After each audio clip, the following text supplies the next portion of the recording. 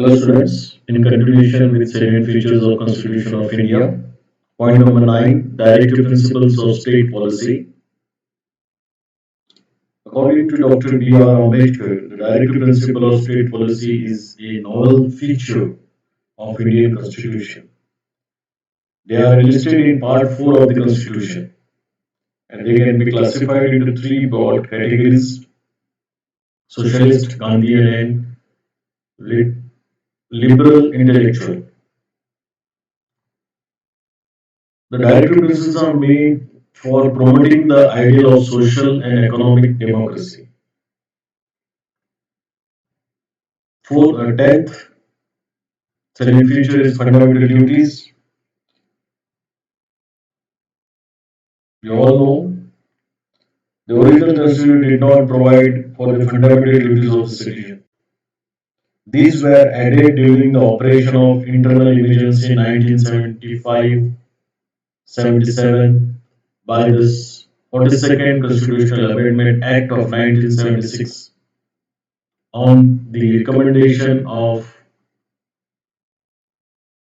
Swaran Singh Committee.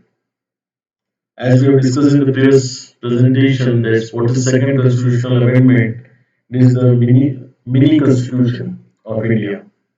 A lot of changes were done in the Constitution of India, but the basic and the fundamental parts we can't change. The Part 4A of the Constitution specifies the 11 fundamental duties, that is, to respect the Constitution, national flag, national anthem, to protect the sovereignty, unity, and integrity of the country, to promote the spirit of common brotherhood among all the people, to preserve the rich heritage of our composite culture, and so on. The 11th salient feature is a secular state. Definitely, India is a secular state. Constitution of India stands for secular states. It does not uphold any particular religion as the official religion of Indian state. Some of the provisions are made regarding secular in the Indian state as follows. The term secular was added to the preamble of the Indian Constitution. The preamble secures to all citizens of Indian liberty of belief, faith, and worship.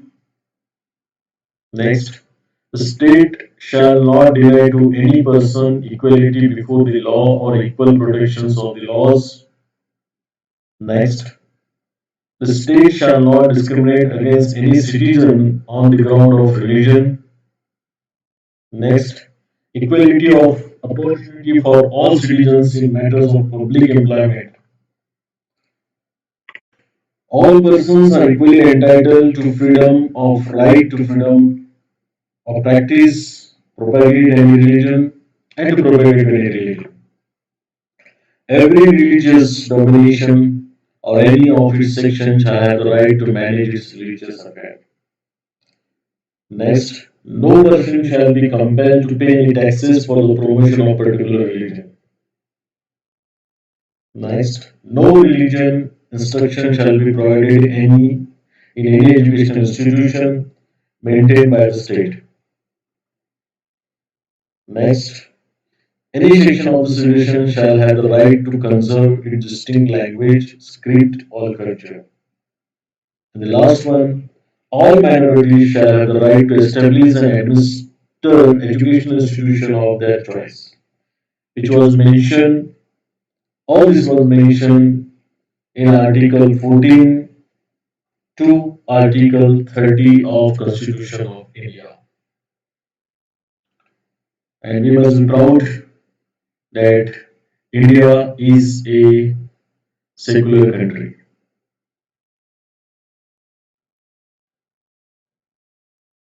Next salient feature is universal adult franchise.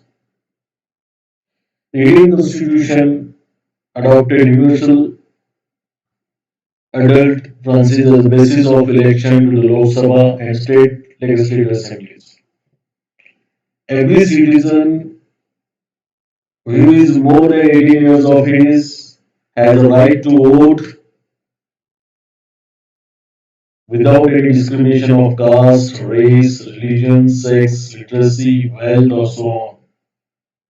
A poor can, a rich can, any person of any religion, any person of any caste, any person of any race, any person of any sex, literacy, wealth has a right for voting.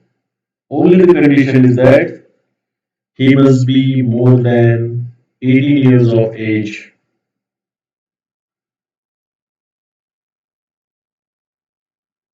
And 18 years of age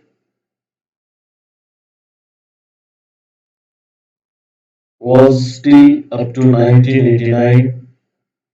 The voting age was reduced to 18 years from 21 years in 1989 by the 61st Constitutional Amendment Act.